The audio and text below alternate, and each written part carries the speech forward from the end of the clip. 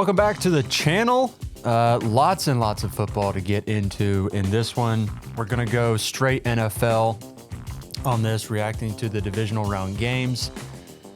Man, there's a lot to unpack from this weekend. We're just going to kick it off with Chiefs-Bills.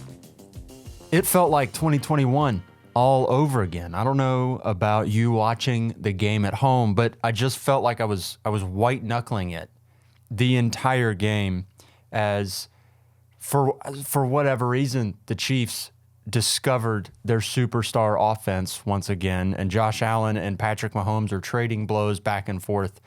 At one point, I think almost at halftime, or maybe it was in the third quarter, neither team had punted. And it felt like whoever was going to have the ball last was going to win the game. And I guess in a roundabout way, that's how it shook out.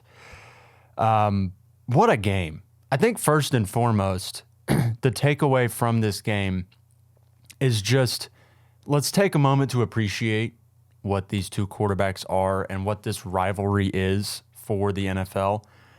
They did the whole intro on the broadcast about comparing Mahomes and Allen to Brady and Peyton Manning. And I mean, that is this generation's Brady and Manning. They're both in the AFC.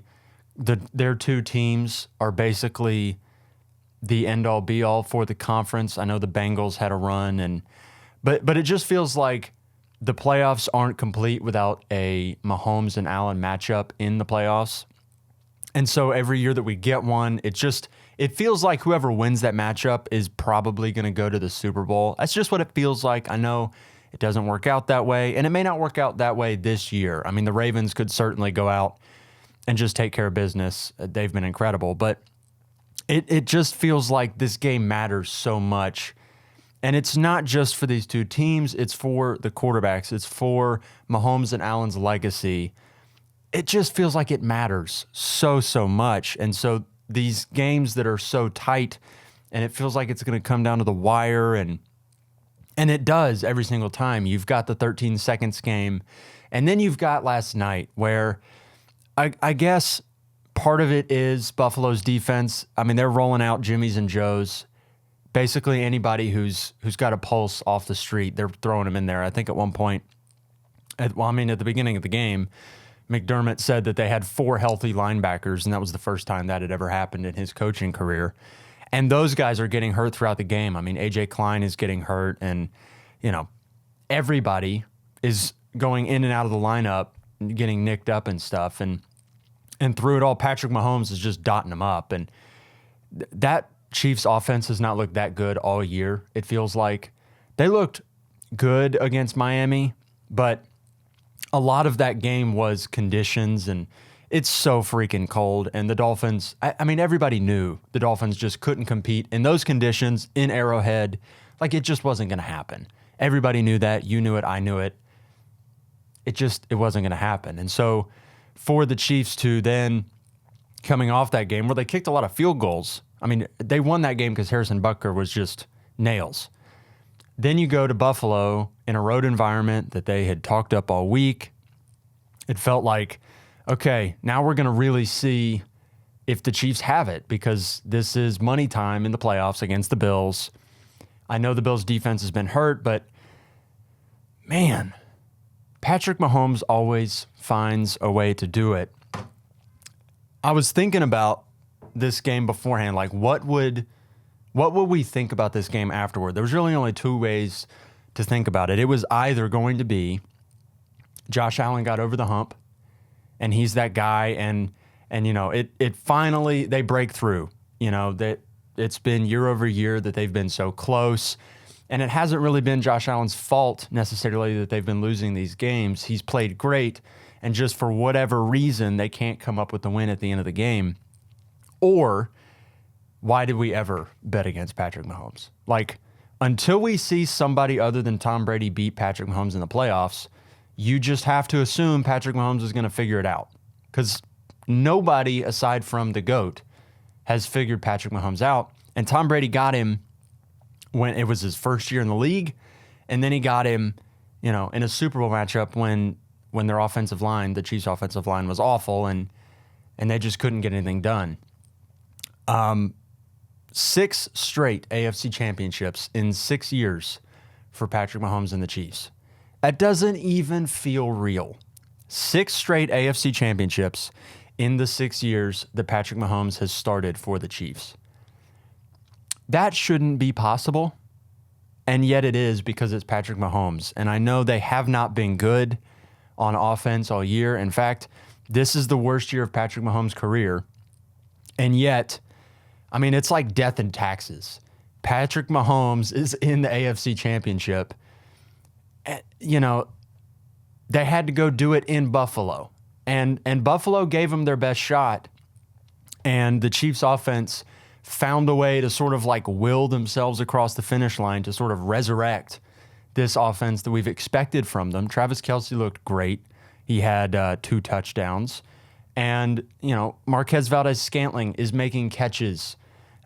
You know, Isaiah Pacheco was incredible. I mean, he is pounding holes in the ground and just making plays. And Patrick Mahomes was excellent. Didn't make any mistakes. I know at the end of the game there was mistakes back and forth, but Mahomes wasn't making mistakes. He wasn't forcing balls. In fact, in a lot of situations, once it got really tight and the game was in the balance in the fourth quarter, it looked like he was going that extra effort to not make a mistake.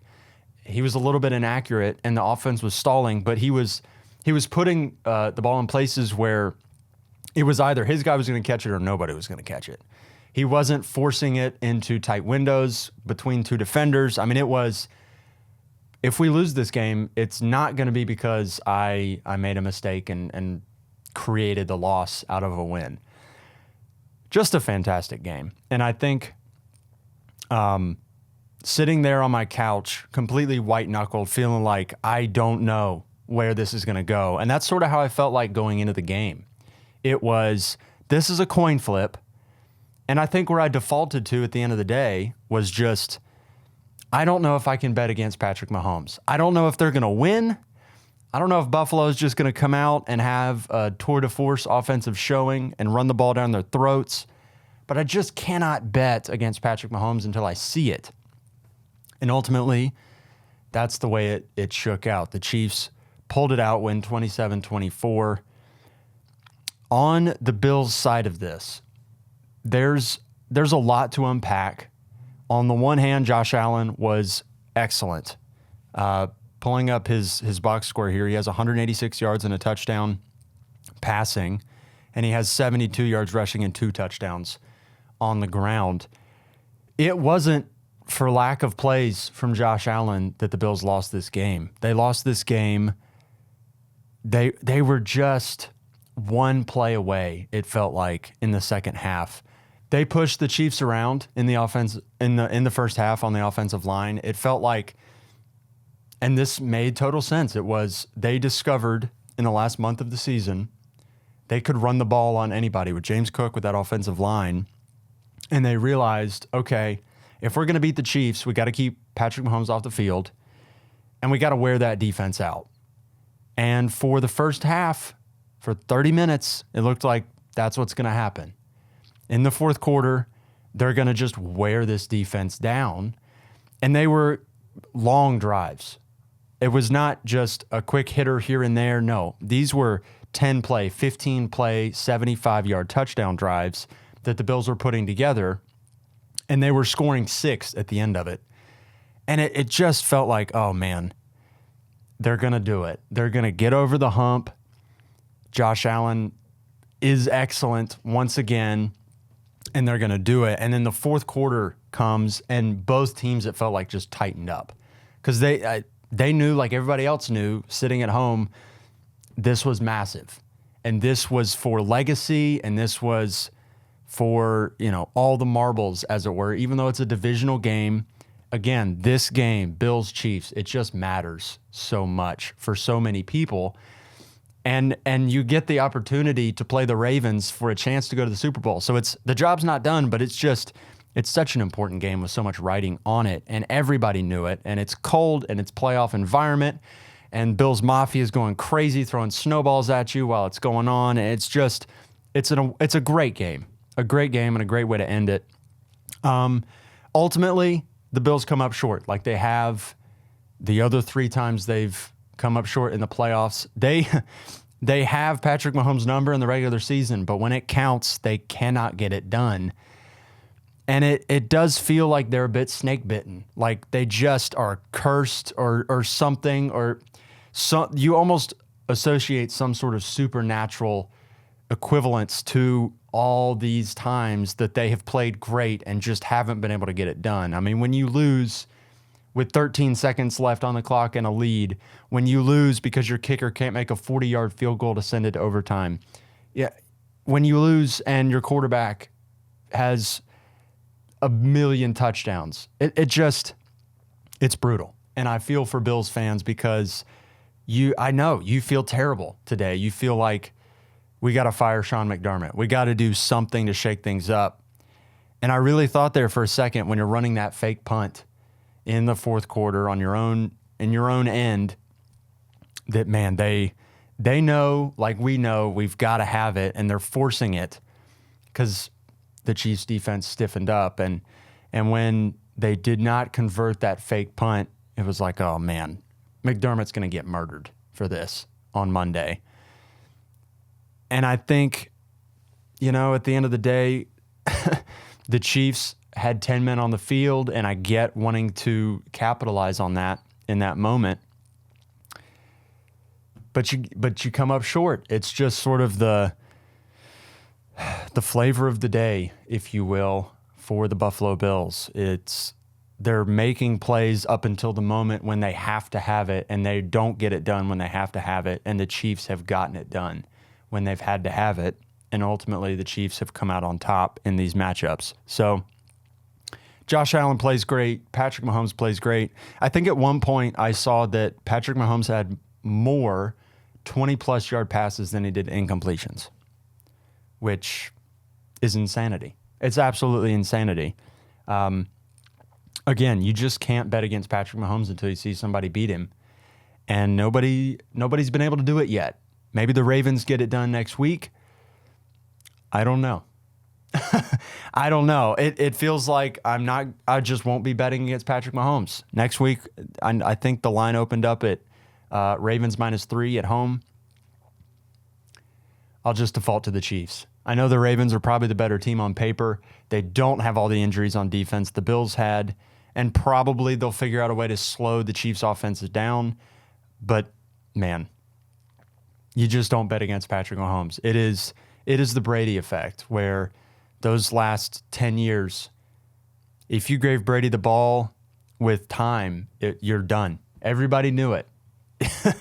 In those Super Bowls, if you gave Brady time, even in the ones he lost, like the one where the Eagles won when Nick Foles was amazing, the sack at the end, you feel like Tom Brady has time at the end of the game, you're screwed. You're absolutely donezo. And, the Eagles end up getting the sack and winning. But, man, it's just that feeling that you get with Patrick Mahomes where it's like he's inevitable. He's Thanos.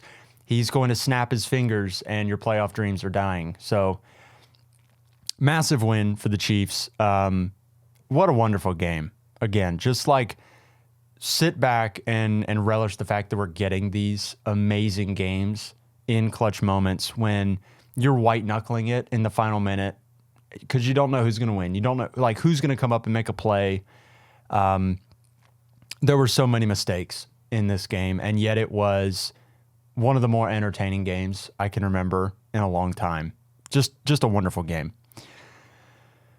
Let's jump over to Ravens Texans, and I think we can lump this together with 49ers Packers because it felt like, I guess my feeling about these games was very similar going into the weekend, and then the results were different. But I think my feeling about these two different franchises is the same.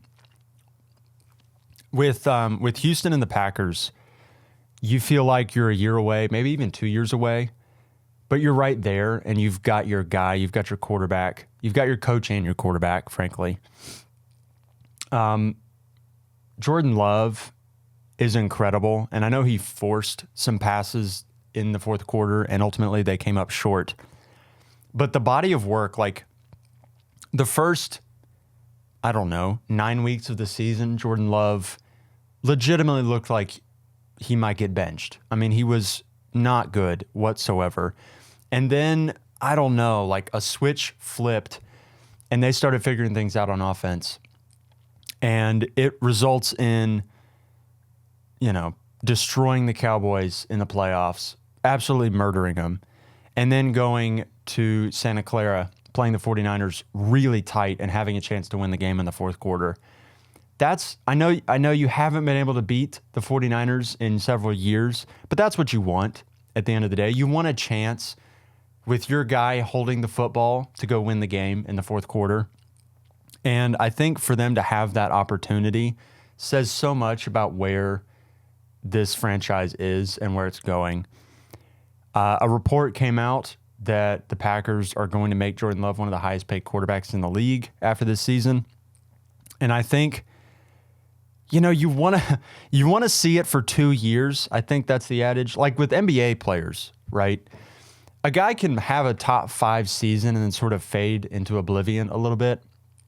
You want to see a player play that way for more than one season before you're like, yes, that's the guy, we're going to pay him like that. And I know I just said Jordan Love is a franchise guy for the Packers, and the going rate for franchise guys is $40 million plus right now. So some of it just is what it is. He's good. You pay him like that. His contract is up. He gets paid. But that aside, it almost feels like semantics, his contract. He's going to get paid a lot of money. He deserves it. He led them on, honestly, because of what our expectations were for the Packers, it was a wonderful playoff run for the Packers franchise. And I heard somebody say it, and it is true. Anytime a quarterback comes anywhere near the Packers organization, you just are afraid because he's going to be a franchise guy. It doesn't matter who it is. You had Favre, you had Rodgers, now you have Jordan Love. It's if the Buffalo Bills are snake bitten, the Packers are whatever the opposite is of that, getting lucky with their quarterbacks. The 49ers pull out the win. They didn't look super great, to be honest with you. Brock Purdy was awful. A lot of people were posting on Twitter that he proved a lot of doubters wrong. No, he didn't. He played into exactly what all the doubters thought about Brock Purdy, was that they win, not necessarily despite him, but they don't win because of him. Brock Purdy was not the reason the 49ers won that game over the weekend. Brock Purdy was just maybe the reason they didn't lose it. He did not create situations that were advantageous for the 49ers. He was pretty terrible most of the evening. The Packers are missing field goals, and the Packers probably outplayed the 49ers for much of that game, and then just in the fourth quarter sort of came up short. It's a young team. That's going to happen. I still have questions about Brock Purdy and the Niners going into their matchup with the Lions in the conference championship game. I know Purdy has been excellent all year long, but there's still just that feeling in the back of your mind, the questions of like, is Brock Purdy going to get it done when you need him to? In the big moments, is Brock Purdy going to come through for the 49ers, or are they sort of just going to drag him across the line with all their talent? And, is he, I don't know. I mean, even on that last drive, his numbers are excellent, but it's all on dump-offs and screens and checkdowns. Like, he's not making excellent plays. He's got excellent players making plays for him, but Brock Purdy is not creating situations where you look up and you go, oh my God. I mean, that's incredible. Like Josh Allen comes up short, but on third downs, he's just sort of willing his team forward. And I know they don't score the touchdown at the end of the game, but like there's so many instances where you just see Josh Allen like just carrying his team and like willing his team to victory, even in a loss. You just see those moments when it's like, man, man, you pull for him, and man, like, he's right there, and he's so good, and it's still not enough. And with Brock Purdy, you don't have that feeling at all. You feel like if he gets pressured, if an opposing defense can bring it together, if Aiden Hutchinson just decides he's going to wreck a game next week, is Brock Purdy going to go out and just make incredible plays on third down, make incredible plays in the fourth quarter? Is he going to be efficient? Is he going to... I don't know. There's been enough good to say Brock Purdy can get it done. There's also been enough of just like, oh, this guy stinks, to where you wonder, like, what's it going to be in these massive moments in this championship game against the Lions if they win? What's he going to look like in a Super Bowl environment? I don't know. Maybe this take looks absolutely silly in a couple weeks. Maybe it does. I don't know. But it just feels like you have an opportunity, if you're the 49ers, to sort of prove some of these doubters wrong a little bit. You're playing this young upstart team in the Packers, and the line was like 49ers -9, and I knew it was going to be close. I knew the Packers were going to figure out a way to keep it tight, and they did. I don't know. The 49ers are such an interesting case because they're so talented. They've got players everywhere, dudes everywhere. And you just wonder, like, if you've got to play Patrick Mahomes, if you've got to play Lamar Jackson in a game for all the marbles, is Brock Purdy going to be enough? Or is it going to be like Jimmy Garoppolo a few years ago when you get all the way there and you can't make some of those crucial plays in the fourth quarter that you need to win and you end up coming up short? I don't know. Ravens, Texans. Texans are in a very similar situation that the Packers are in, where you've got your guy, you've got your coach. Now you just need to beef up the supporting cast around CJ Stroud. You've got this amazing window where for the next 3 years, 4 years, you're getting a discount at the quarterback position, and you can argue he's a top 5 quarterback. A lot of people are arguing that if you were to start a franchise today, CJ Stroud is one of the 5 quarterbacks that you would want to start your franchise with. And I don't have a whole lot of argument to say you shouldn't. He's excellent. And he wasn't great against the Ravens this past weekend. And some of that is just due to the fact the Ravens defense is excellent. Absolutely excellent. And he's got his 2 of his top 3 receivers out. I mean, Nico Collins is playing, but outside of Nico Collins, he's throwing to Dalton Schultz and John Mechie and an old Robert Woods. Like, Tank Dell's not there. If Tank Dell's there, does that change things? If Noah Brown is there, does that change things? I don't know. But it does feel like the Ravens were just so good, and the Texans just didn't have another punch that they could throw. They have the uppercut, or they have, they've got a knockout punch in there, but they just don't have a jab. They couldn't fight back against what the Ravens were doing. The Ravens defense just dominated. And the Ravens came out slow, and Houston just couldn't figure things out in the second half, and obviously it got ugly. But you felt like, if they have one of their other guys, if their offensive line could protect him just a little bit more, you felt like CJ Stroud was probably going to make a play or two. And, they couldn't run the ball. CJ Stroud was pressured. He doesn't have his receivers. So at the end of the day, it's like, big surprise. He couldn't get it done in the second half. But I do think if you're a Texans fan, like, this was a storybook season for them, especially coming off of like 2 straight years where you're the worst in the league. You're terrible. A poverty franchise, as it were. After you traded Deshaun Watson, it's like, oh, they're never going to be good. And then you get Stroud, you get Tank Dell, you get Will Anderson, and everything flips. The script flips, and all of a sudden, you're playing these games that matter. And they crushed the Cleveland Browns.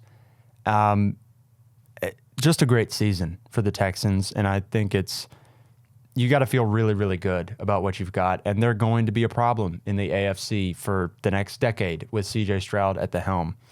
The Ravens took care of business in the second half, came out rusty. which you would sort of expect with this team after having the bye. They got it done in the second half when they had to have it. Lamar Jackson was excellent. Excellent. I think he had 250 plus yards with 16 of 22 passing, ended up with 4 touchdowns. He was incredible. He was everything you would hope for from Lamar Jackson in a playoff game in a moment that matters. Now he gets to go take on Patrick Mahomes in the AFC Championship for a trip to the Super Bowl. I mean, do we realize how lucky we are to get these quarterback matchups with all the storylines and all that's riding on it? I mean, Lamar's about to get his second MVP. He's played incredible down the stretch of the season. Even without Mark Andrews, their offense is dominant. You've got Isaiah Likely making plays. Rashad Bateman looks good. It's so exciting, I think, to see what we're about to get and how these teams are going to scrap and claw and fight their way to the Super Bowl. I think we're just really lucky as sports fans, to be totally honest with you. And that extends also to the Lions. I mean, who would have thought a few years ago that the Detroit Lions are playing in the NFC Championship game for a chance to go to the Super Bowl? I mean, what a time. What a time. Jared Goff is excellent. Amon-Ra St. Brown is excellent. Aiden Hutchinson is just wrecking the game in the clutch. What a time. What a time. We're so lucky. We're so lucky as sports fans. And, Baker Mayfield was a nice story there for a little bit, but I think we all knew the Lions at home in a playoff environment, that place was going nuts. Like they were going to figure out a way to take this one home. And now they get to play the 49ers in the NFC Championship for a chance to go to the Super Bowl. I mean, like the storylines that you could get, one, if the 49ers win and it's Brock Purdy in the Super Bowl after the year he's had, wild. But if the Lions win and they're playing, I mean, either Lamar, who's going to be the MVP, or Mahomes, like the storylines are just incredible. And there's no Cinderella runs in these playoff matchups. I mean, at the end of the day, you're looking at 49ers, Lions, Ravens, Chiefs. Like, these are excellent football teams. And these games they're just so exciting. I don't have a ton on the Lions other than it's just a great season. And, like, well done, Dan Campbell, Brad Holmes. They get killed for these draft picks of Jahmyr Gibbs and Sam Laporta and Brian Branch, Jack Campbell. But all these players are making huge plays for them in playoffs. Like, Jahmyr Gibbs was excellent. He has 100-plus total yards, scores.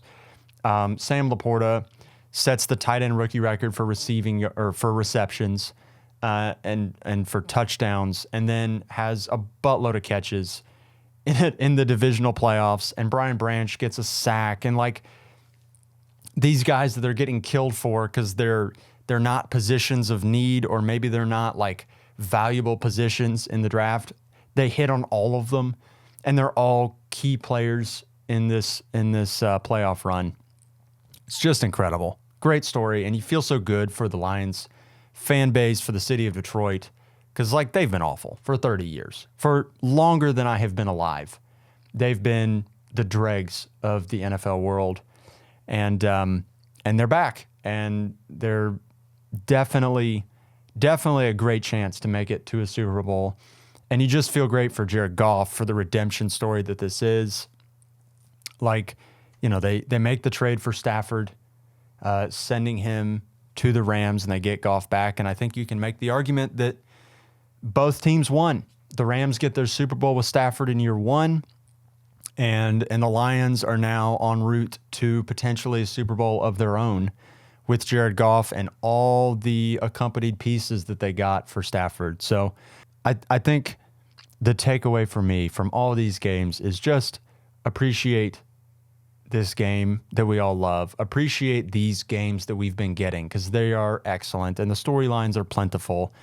And you've got all these excellent quarterbacks about to duke it out in games that matter. And just, if this is scripted, wonderful job. Great job, NFL, if you end up scripting this thing, because the conspiracy theories are out in full force. I'm so excited. for these conference championship games. I'm so excited for the Super Bowl, what it's going to bring us. The NFL has been kind to all of us. That's all I've got for this one. If you guys enjoyed the episode, leave a like on the video, subscribe. 90% of you, 99% of you are not subscribed. Please hit the subscribe button. It would mean the world to me. And you'll see all the videos that I put out. We're putting out a couple a week here. So thank you so much. I'll see you guys in the next video. Baby.